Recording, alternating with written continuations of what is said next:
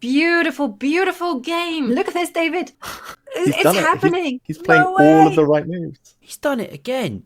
Pentala Harry Krishna, the dark horse of the Chess World Cup, sending the entire event into meltdown. This is just unbelievable on so many levels. He's determined to win the Brilliancy Prize in every round that he plays. He's a long-time second of Gukesh D, but playing like he's the world chess champion himself. The other day, sacrificing a queen in a stunning brilliancy. Game of the year, I'll link it at the end. And today, round 3, following it up with another one, this time the rook. It's a 25 move, crushing masterpiece. He played against the Belgian number 1, Daniel Dada. What follows is just the most sublime chess we've seen this day. A Sicilian on the board here. Open game. These are the standard opening moves. Trotted out. Pawn attacked in the centre. Defended. Do consider subscribing if you love insight like this.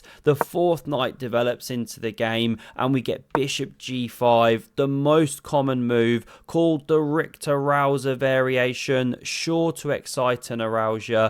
e6 is played and this is the Shaven-Ninian pawn structure. Very difficult word to say. Please don't try it at home if you haven't before. We now see queen d2, aggressive. a6 takes control of this square from the white minor pieces, also looks to expand, but you ain't going anywhere with the b pawn like this because you have to recapture like this. Nice pawn clump, and it's only going to get better because after the 000 we get bishop e7 and white plays the move that everyone in his chess dog plays in this position. Even though you've got all these other alternatives, its bishop takes on f6. And the point is, you can't recapture with the bishop or the d pawn drops. So this is played. Sets up the Great Wall of Dada. Very solid, but white wants to try and break it down. Bishop c4 played. Yes, staring at granite right now. d5 on the way, but it sets up aggressive ideas. Bishop b7 supports d5 soon. So Harry Krishna centralizes the rook and looks at the black king, and it means you can't play d5 immediately. White queen sidesteps, really instructive lines. Then you can actually crash through, sack a piece, but it's not a real sack. If pawn takes, your bishop's hanging.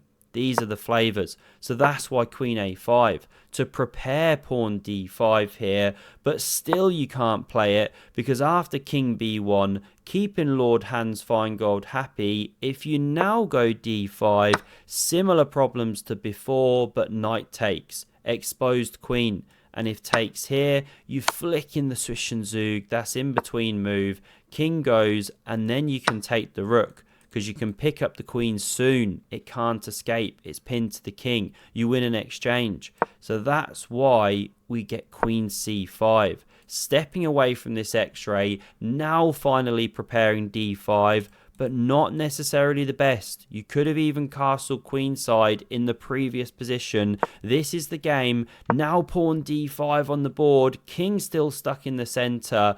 And there's a problem here. Because Harry Krishna now starts a real initiative with the move knight a4.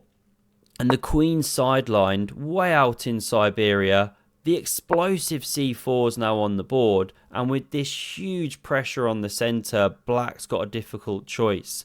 The all-powerful engine wants this. But after this, look at the structure. Really one that only a mother could love. And those bishops aren't counting for that much in such a position. So in the game, rook d8.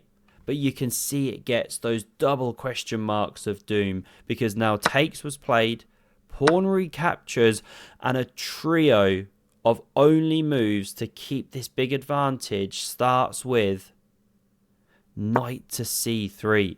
Not only re-entering the game and pressuring the centre, but opening up a sneak attack with bishop a4 check. And it's such a powerful threat that the top moves are either h5 or castles. And we're going to see why. Neither played. This awful move was played. Daniel yells, "Dada," just to open his rook on the queen. Arbiter asks for hush. and it allows this check. King f8, you know, you don't want to give up a piece or a rook. So this was now the check that followed up. King g8, and we can clearly see why, although castles was ugly, it was better to have the rook there than there, or the pawn here, to stop queen h6 check. But this is the game. Rook takes on d8 check now played. Bishop recaptures. What's the killing move in this position? Can you find it? It's the beautiful collinear move, rook e3. And I call it collinear because it stops a square short of actually capturing the pawn. Obviously that wouldn't be ideal. It's preparing to swing. Pentala whispers, do you even rook lift, bro? We know he does. He works hard with Gukesh. And because the rook's swinging to checkmate, this is forced to cover the square. This is the game continuation. But now the follow-up move. Knight takes on e4, galloping into the game. And this is threatening a mate. And again, what to do? How do you cover the square? You know, if this, well, it's overloaded. You can do it in either way, but there's one way to checkmate. If you try queen d4, trying to remember the follow-up, you still take, you lose the queen. Fine, what to do? So this was played, rook recaptures, another rook swing threatened, so f5 forced. But now, the final move of the game, the beautiful icing on the cake. Can you find it? It's rook takes on e6.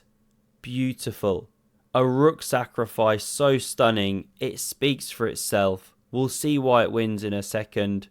Don't forget, if you want to play crushing openings like this, use Lotus Chess, an app that really speaks for itself. I don't even need to promote it. The link's in the description. It's that good. Seriously, give it a try. Completely free to get started. I absolutely love it.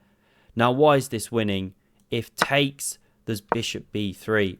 And you're crashing through with a check and a mate. It's the crisscross applesauce. And how do you defend, right? If you try this to cover the square, still you take and you're winning. This kind of thing. The queen wins out, of course. If instead, after takes, you try and protect with the king, whoops, let's play bishop b3, then the king tries to protect. Well, now you crash through, king goes, you know, it couldn't step there, or mate, and this also forces a checkmate, this time even more beautiful. Bishop d1, check, and mate. Now that is nice. Hari Krishna's on fire, a 25 move demolition job, and in case you missed his queen sacrifice the other day, have a look at the video on screen. What a guy this is right now, on fire.